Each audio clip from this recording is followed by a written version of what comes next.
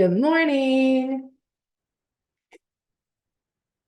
It is about 7 o'clock here on a Sunday morning. Actually happens to be Christmas Eve, which is fitting because this whole class is talking about how to be more organized and more productive. And so one thing that I do in my small business that I am loving so far is I work really hard for 1 week, like work around the clock. And then 3 weeks, I just take 1 to 2 hours a day for my work. And the rest of the time, I just enjoy being a stay-at-home homeschool mom. So in order to make that work, I do have to be very organized, very on top of my schedule. So this is something that I really love talking about. And I get excited about this specific class, which is all around being the organized mom because it works for everybody. So if you're a business owner, works for you. Homeschool mom works for you. Dog mom works for you. Single mom works for you. Like this is not specific to homeschoolers or business owners or stay-at-home moms or anybody. It is just a class that everybody can take to be more organized and more productive. So I'm incredibly excited going into 2024. And I will say, I actually recorded this training 2 years ago, I believe, going into, no, 1 year ago, going into 2023. So what I'm doing right now is I am refilming this because I have learned some video editing techniques that I feel like just makes it easier to watch. I've learned how to put slides with my videos, and I just feel like the old video, while the content is so relevant, the consumability maybe is not the most professional looking. And who knows, maybe this time next year, I will have even more tricks up my sleeve and be like, okay, it's time to refilm this video again. I also have tweaked a few little things that I have done for a couple of years. I liked them a lot, but I have found smarter ways to be organized and productive. So when I find a trick to work smarter, not harder, I absolutely share them with you guys. Now, just to give a little disclaimer, in case you're like, oh, I think I've heard that somewhere before, you probably have. I have been taking time management classes literally since college, which was over a decade ago at this point. So that just tells you I'm starting to get at the age when I can say, oh, back in the day when I was doing such and such. Yeah, that's just code for you're old and you're starting to like show it. And I'm fully embracing that era of my life right now. So there is nothing new under the sun. I did not make up any of these techniques or like systems we're going to talk about. I literally just have been implementing them for a long time. I've tweaked them to make them work for my family, to make them hopefully work better for yours, and I'm sharing them with you. So none of this stuff I'm like creating out of thin air. Now, I also want to say it is not enough to have systems. The systems need to be flexible. They need to be able to work for your family and not be something that you're trying to like ram your head against a brick wall. So we're going to go over the do's and don'ts of staying organized, 3 steps that are going to help you stay on task every single time, and then 4 common roadblocks when it comes to productivity and how to overcome those. Now, keep in mind, this is not a time management training, it's an organizational training. So these are all things you can implement to help yourself be better at time management, but I do have a specific time management training that actually I am redoing in February. So you're welcome to head over to the blog. I have everything linked over there for you. The blog's going to be down in the description section of this YouTube channel. And there is a whole time management section called the Boss Mom Scheduling System that I came up with 4 years ago, I believe. And it has like revolutionized time management again, specifically for moms, because it is something flexible that we can all apply to our life. But again, video quality wasn't amazing. While the information is still relevant, I am going to redo the video in February just to make it, again, more consumable, more user-friendly, easier to navigate the different links that I've given you guys and the freebies and the tools. So go ahead and make sure that you're going over to the blog, you're checking that out, but also make sure you like bookmark it or save it on your browser or something to go back in February when the new training drops and just kind of compare the two. Okay, let's start with the organizational don'ts. These are some systems that are huge no-nos. Now, I say system in like, they're bad systems, but they're still systems, I guess, would be the best way to describe them. So I'm not saying systems like, ooh, go put this system in place in your life. I'm saying like, these are some things that are common that become habits that actually undermine your productivity instead of helping it. So the first one is physical triggers. Now, a physical trigger is anything that serves as a physical reminder that you need to like go do something. So baskets of laundry serve as a physical trigger to put your laundry away.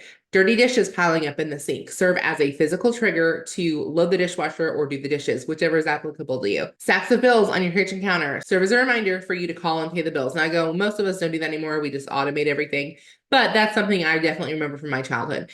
Now, these are all things that also tie directly back into discipline and time management. Because, for example, there wouldn't be dirty dishes in your sink if you cleaned as you went. There would not be baskets of laundry to fold if when you went to start the washing machine, you also took the clothes out of the dryer and folded those clothes. So having a system like that set up is also going to help. And I'm not saying this because I'm perfect. I am far from perfect with this.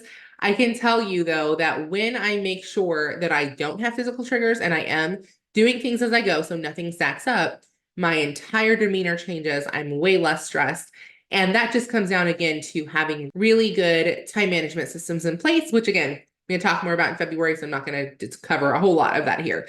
But I can tell you it makes like a world of difference in your home life, family life, work life, all of it. Now, the reason that physical triggers don't work is because you have piles of stuff.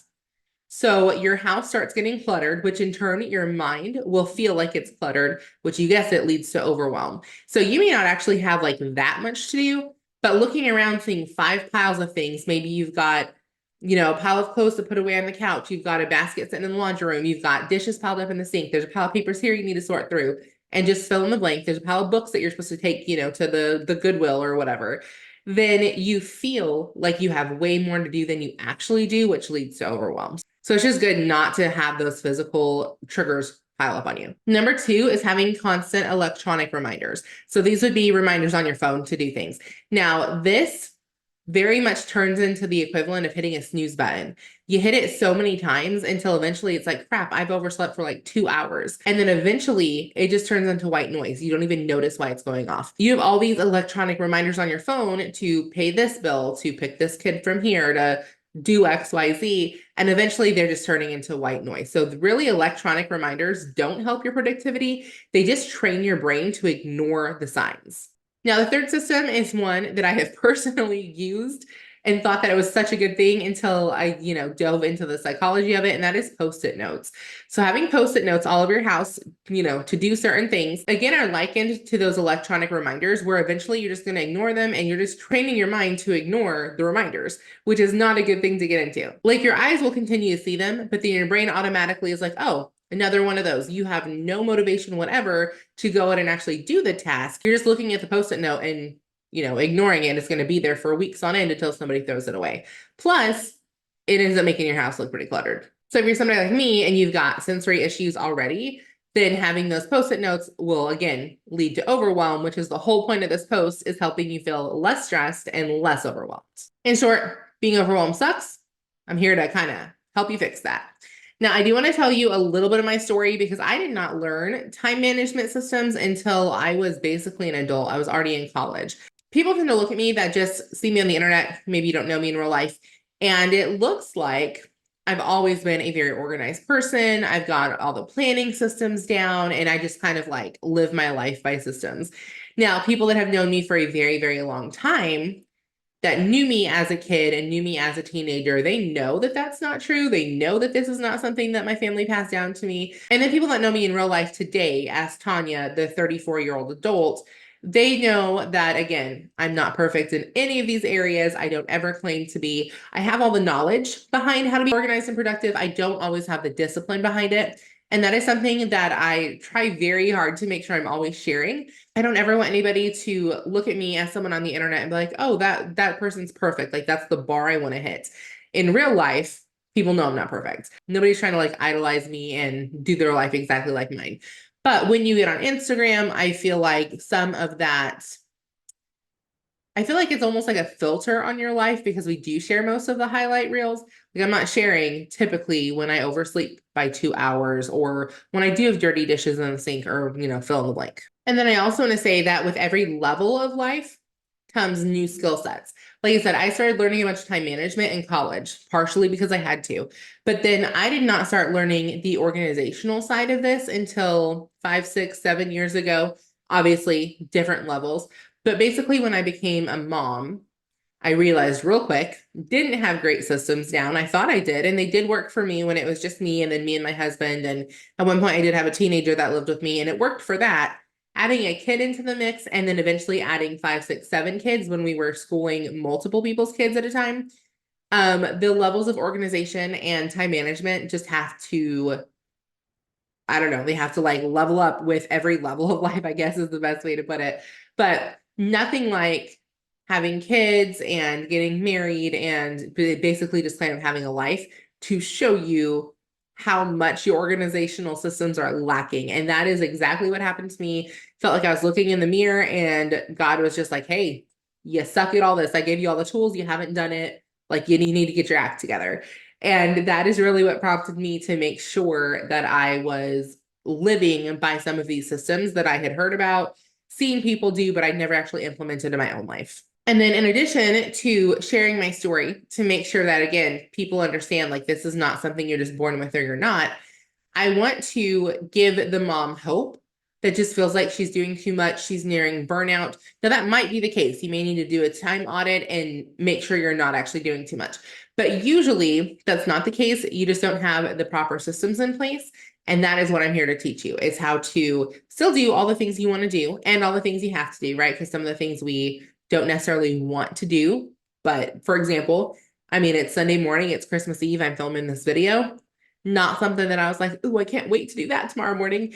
I got up at 3 o'clock this morning to make sure I was ready so I could do this. We've got church this morning. We've got a bunch of fun stuff planned for this afternoon. Obviously tomorrow's Christmas, but I was like, well, kind of need to like pay my bills. So probably should, get my work done. So I'm up doing this and I don't feel overwhelmed. I don't feel stressed because I have those systems in place. Like my house is clean right now. I've got most of our Christmas stuff already prepped food wise. The presents have been wrapped for 2 weeks at this point. So I've had a very stress-free holiday, but it all came down to just having those systems work for us. Now, as a kid, I grew up in a very chaotic household. We didn't plan anything. Our house was, I mean, you ever seen the show Hoarders? Like that was my house. I'm not exaggerating. My husband, my brothers, my family can all vouch for that. Because I had sensory overload issues and no one knew it, they all just thought it was due to some circumstances at home, the different triggers, I guess, that I had. I was constantly overwhelmed, constantly stressed out, constantly on edge. And that is something that I remember very vividly from my childhood. And that might be why I work so hard to make sure that we don't have that pattern repeating in our house, because I don't want my daughter to have those stressors in her life. And I don't want her to remember her childhood as chaotic. I want her to remember it as full. We do a lot of things. I'm not saying that we just sit home and like do nothing every day. Those of y'all that follow me know we're doing things all the time. But I don't want it to be remembered as a stressful or chaotic childhood, just a very full, fun one. Now, if you want to head over to the blog, I have my full story on there on this class, this training. I'm not going to go into all of it, but I will say just like short form version, because I was so stressed out and it was so chaotic, I eventually did turn to substance abuse. I just wanted the noise to stop. There was lots of abuse in my home as well. So there was just a lot of things outside of my control. And so when I went to college, like I said, I did learn a few time management skills. And then when I had my daughter, I had to learn a lot more because I found myself overwhelmed and depressed for a little bit. Just I did not have systems in place to take the stress and take the edge off. But I also was not using any substances at that point because I'd been clean for a while before having my daughter. So I just had to kind of learn how to cope with things and how to put some systems in place to be able to live my life and be productive without being overwhelmed, which is very, very hard as a mom in general. But especially as a mom, if you're wearing all the hats and you're trying to work in ministry and you're trying to keep a clean house and you're trying to, do all the things you're supposed to be doing with your kids on top of self-care and on top of making sure that you're fulfilled in whatever career that you've chosen for yourself, whether that be a stay-at-home mom or a work from home mom or a work away from home mom.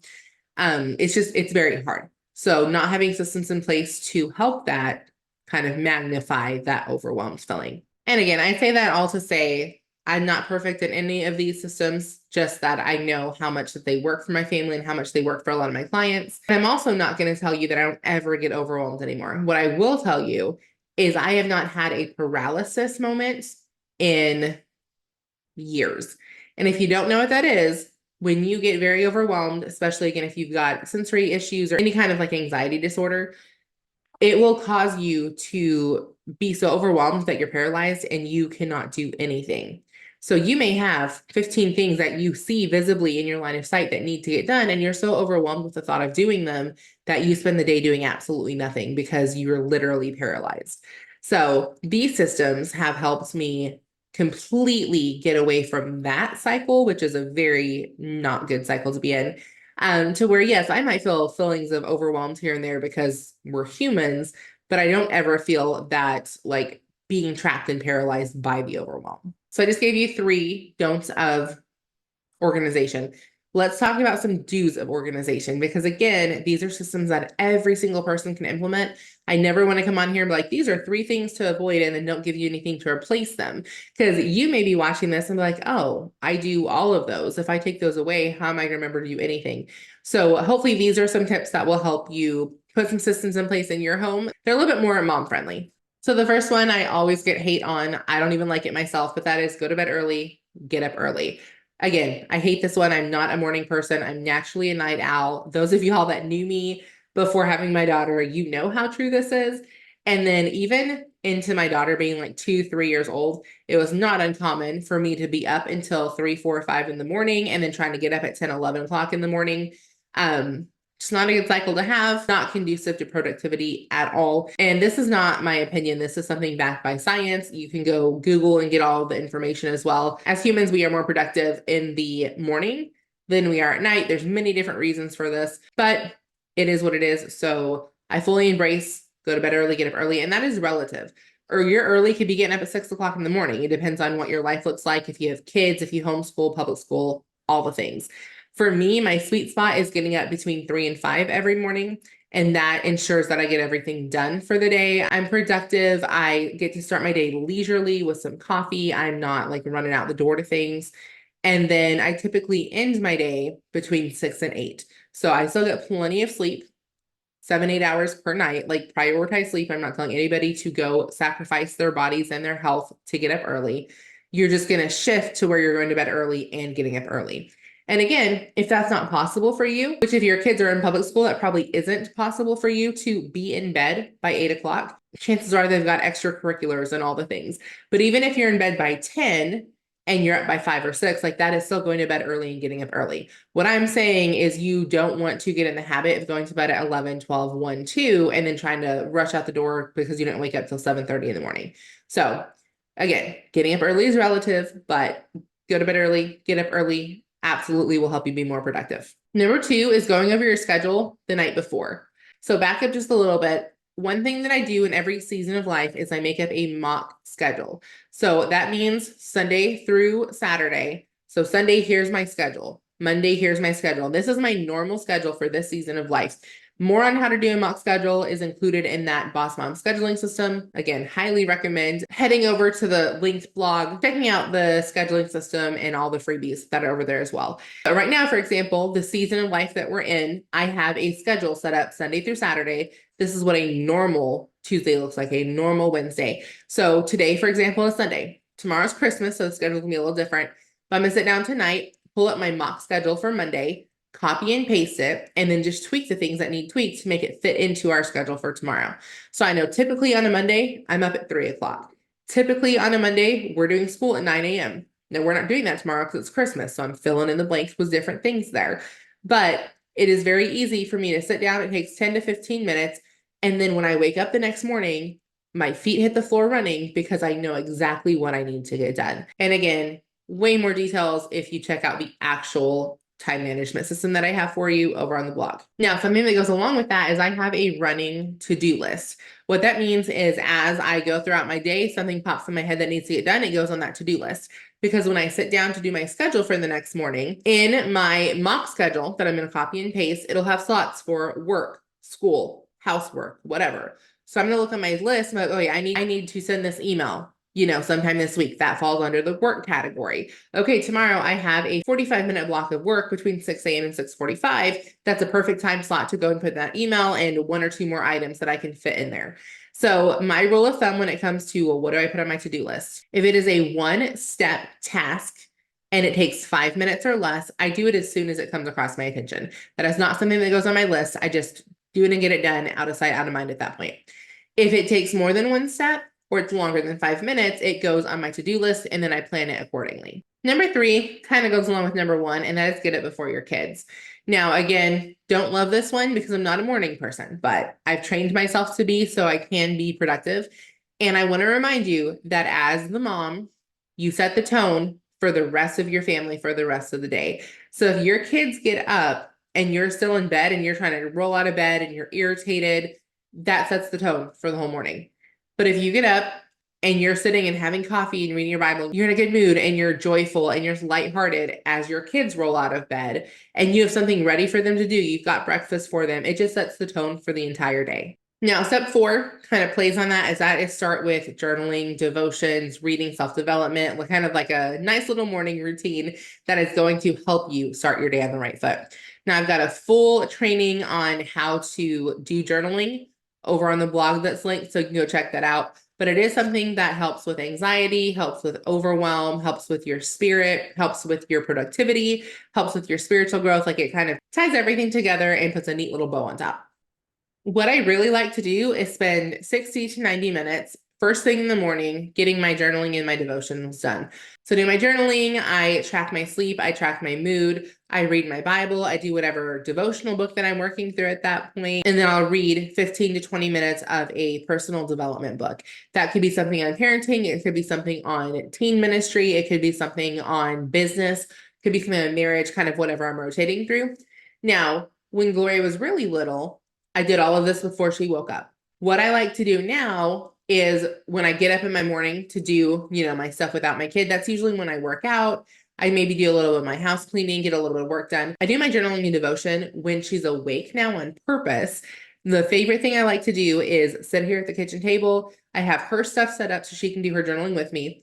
When she wakes up, she comes to the table, does her journaling, does her devotions. Usually it's a warm beverage. I always have coffee. So typically I will make her a healthy hot chocolate, and she'll sit and she sees me spending my quiet time in the mornings, and it's instilling that habit in her now to where she's going to turn around and hopefully carry that into adulthood, to where when she's a mom, she is not having to learn that habit of the morning time and the focus and that just relationship with Jesus because she already has it. So now that we've gone over the do's and don'ts of organization, let's go ahead and plug everything in. Now, the first habit of this is just keeping it all together. So this is something that's really hard with having multiple to-do lists. This is why I keep one running to-do list. You don't want a list on your phone, a list on your fridge, a list in your planner, a list on your bathroom mirror. It's just too chaotic to have multiple things going on at one time. So I keep mine on my planner. I actually have a planner that I created that is perfect for like that basic home planner. It's undated, so I can use it every year, year after year, never have to get a new one. It's actually linked over on the blog as well. And then the only exception is if something pops in my head when I'm out running errands or something. I do have a note app on my phone and I have one page that's titled to-do list. I'll add it. And then as I'm sitting down doing that 10 to 15 minute overview of my schedule for the next day, I check my phone, transfer everything from that to-do list onto my actual running to-do list. So keeping it all in one place keeps it very simple and keeps it stress-free and, again, organized. And then the second habit with that is plug it all in. So again, check out the Boss Mom scheduling system, but use a planner. I don't care if it's digital. I don't care if it's paper. Use a planner. And I'm going to give you just a few reasons why you should use a planner, not only why I'm sold on it, but why science backs that we should use planners. The first one being that you can visually see where you're wasting your time. Anytime I'm asked how I'm so productive, the answer always is time management. If you go over onto the blog and get that Boss Mom scheduling system, there's actually a little mini course I have on there on how to do a time audit. Do a time audit on yourself, and I promise you, if you feel like you are having too much to do and you're just not productive and spinning your wheels, doing a time audit is really going to help you see, am I wasting time or do I really have too much to do? And I'm going to give you a hint. 95% of people that take this, I know because I get feedback from this course, don't actually have too much to do. They just don't have systems in place to actually maximize their productivity.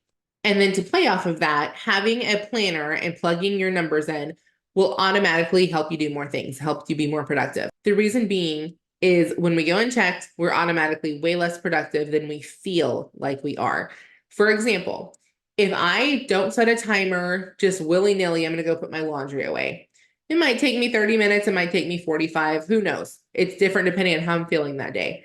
But I know personally that I can get the laundry changed over, a new load started, the dried load, put away, everything folded, the empty laundry basket back on top of the washing machine in 30 minutes. So if I set a timer for every task because I know how much my task should take me, then I'm automatically going to get more done than if I just willy-nilly go throughout my day. Maybe I get distracted, maybe I take a phone call because I don't have any sense of urgency. There's no timer I'm trying to like beat for that. And then one tip I'll give you when it comes to scheduling your tasks like that is give yourself a 5-minute transition time. Because what's going to happen if you schedule 30 minutes for laundry and then 30 minutes to clean the kitchen, including doing the dishes, and then maybe 15 minutes to do this. If there's no transition time in between, then you're shaving off 1 to 2 minutes just going from room to room, or maybe it takes a couple extra seconds to get started on this, or your kid has a question in between you transitioning, and that's fine, right? Like we all have life. But when you start feeling behind because that timer's going, then it's like, oh, I can't talk to you right now. I got to get to the kitchen. When in reality, our kids, our family is more important than that to-do list. So just having that little 5-minute buffer helps to keep everything in check when it comes to prioritizing our relationships over our tasks. Now, communication definitely helps with this as well. Letting your family have a clear understanding of, hey, this is what I have planned for the next hour, hour and a half. Is there anything you need from me? I'll be honest, I'm doing that this morning. My daughter got up at 5 this morning, which is why I get up so early, because my daughter also gets up early now. She wanted to open her stocking. Long story short, we have a stocking for Christmas Eve and a stocking for Christmas, just because of a bunch of little small things that she wanted this year. I didn't want to wrap them all, so we did 2 stockings. So she got up and did her stocking. She watched a little bit of TV. She ate some of her candy. I was sitting here doing my makeup, getting ready. Then it was time for me to film this video, which I had on my list. Now, she didn't know about that because obviously I didn't think she was going to be up that early. But I told her, I said, hey, I'm going to be filming, got about 45 minutes to an hour. So she migrated back into her room and she's getting some screen time, which she had a lot of screen time this week. Next week, we're going back to normal. And guess who's not going to get any screen time? That kid. I told her she had enough screen time last week to fill the entire month. But she knows because I clearly communicated with her, hey, unless it's an emergency, mom's filming, don't come out of your room asking me questions. The third reason you want to use a planner is because it helps you prioritize. So again, I have a running planner. You can see it all over there on the scheduling system, but I can easily see which tasks are the most important ones. So let's say like on a Sunday night, we decide not to go back to night church. That instantly frees up about an hour and a half to 2 hours of time. I can look at my to-do list and say, okay, this takes 2 hours. Let's plug it in and get it done real quick because I know it needs to get done. The goal is not to do busy work. The goal is to do the work that actually matters to put a dent in your goals. Now, having said that, if you don't know how to set and actually achieve your goals, make sure that you're grabbing the free training on how to set and achieve SMART goals. I have a training on how to do that for homeschooling and for business both. If you're not in either of those categories, that's fine. Still watch the training. The principles apply to everybody in general, but I do have some specific tips on homeschooling and business when it comes to goal setting. There's also a goal setting planner over there and just a lot of resources on how to actually start hitting your goals. And again, all the stuff I'm mentioning, all the freebies, all the extra trainings is all linked on one blog that is down in the description area. Now, the fourth reason you want to use a planner is you can kick unrealistic expectations. First 3 reasons, I just told you how to be way more productive and get all the things done.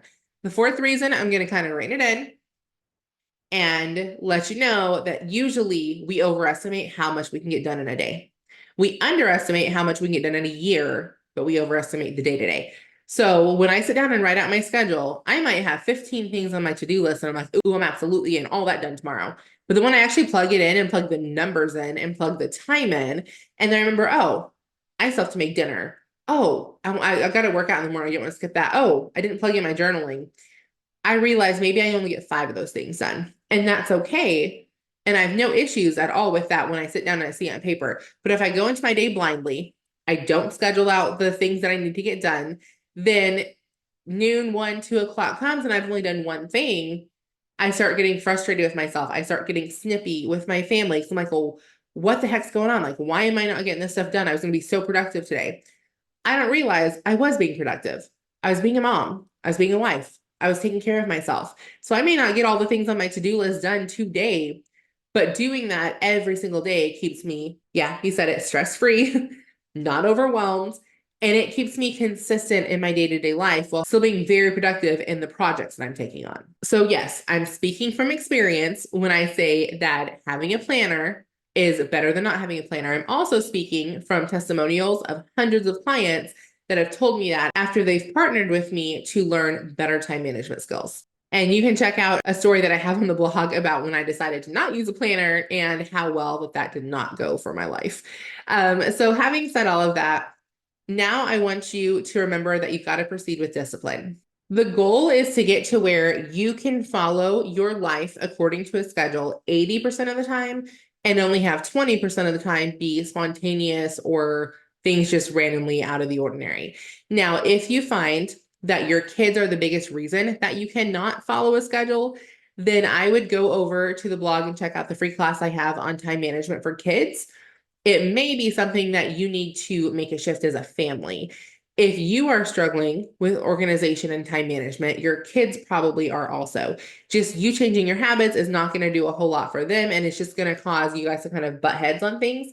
So having a system in place for the entire family will help a lot. Now, that is one of the many things I learned the hard way. I did not know that time management for kids was really a thing. Now, luckily, I did learn it pretty quickly, but just remember, proceed with caution. I've given you a whole lot of information today. You want to give yourself grace. You're basically a newbie in training. That's what I remind myself anytime I take on anything new. Time management is not an exception to that. And then you want to watch out for the roadblocks. I'm going to give you 4 roadblocks that are very easy when it comes to being the best organized version of yourself. Number 1, when it comes to roadblocks, are just distractions. TV, social media, online shopping, fill in the blank, can become a distraction. Now, I'm not saying don't do these things. I'm saying schedule them in. I schedule in lots of time for shopping, let me tell you.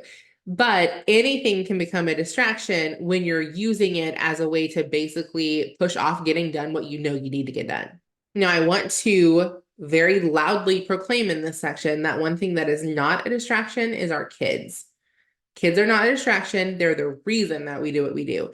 Now, if they occasionally feel like a distraction, that's normal because they're kids. They're going to inconvenience us a little bit, and that's fine. If they constantly feel like a distraction, again, as we talked about in the last section, it's probably because they don't have good time management skills. You're learning as a family. So you want to check out that time management class for kids versus just worrying about your own. Second roadblock is procrastination. So I really like to use Mel Robbins' 5-second rule for this. If you don't know what that is, it's a very simple, I don't even know if you call it a system, but it's a thing that she does and a thing she teaches, something that I have definitely adopted. When you have a task that you need to get done, you simply count backwards from 5. 5, 4, 3, 2, 1.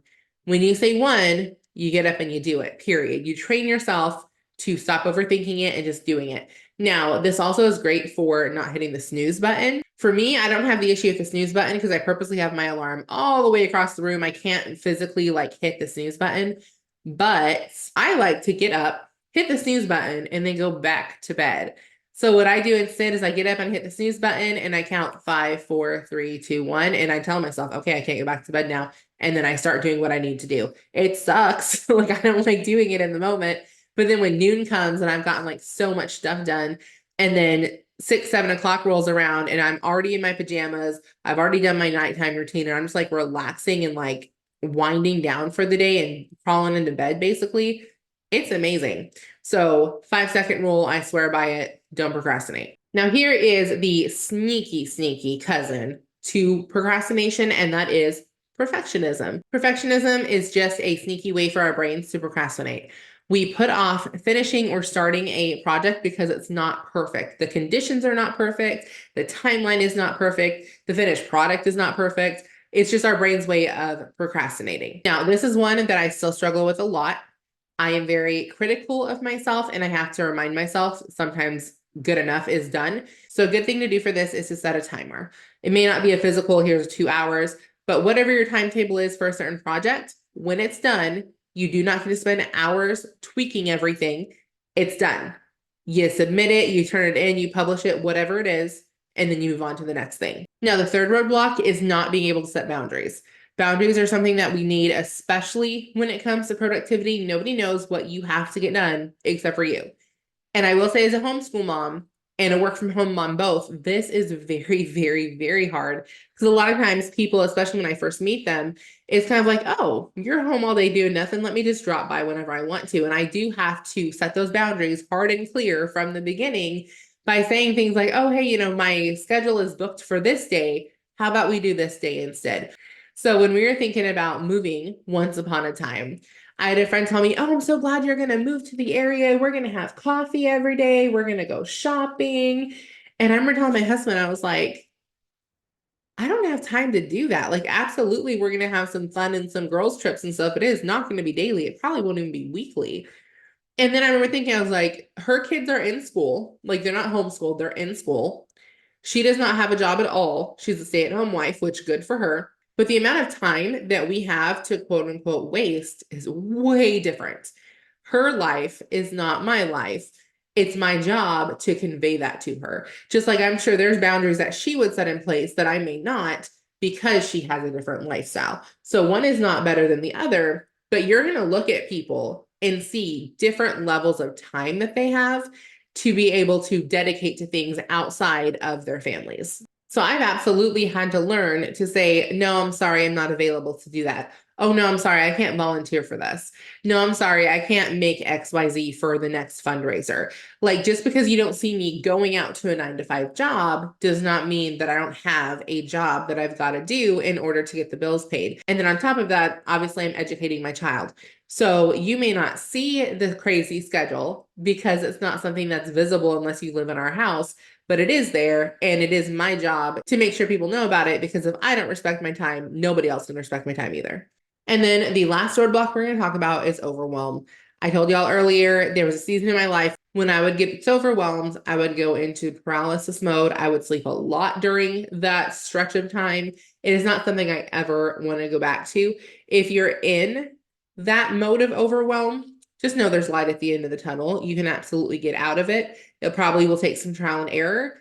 And it's something that hopefully these tips will help with, but it is a real roadblock for a lot of moms. Don't feel bad if you're in that cycle, just work to get out of it. So I hope that these tips and tricks helped you.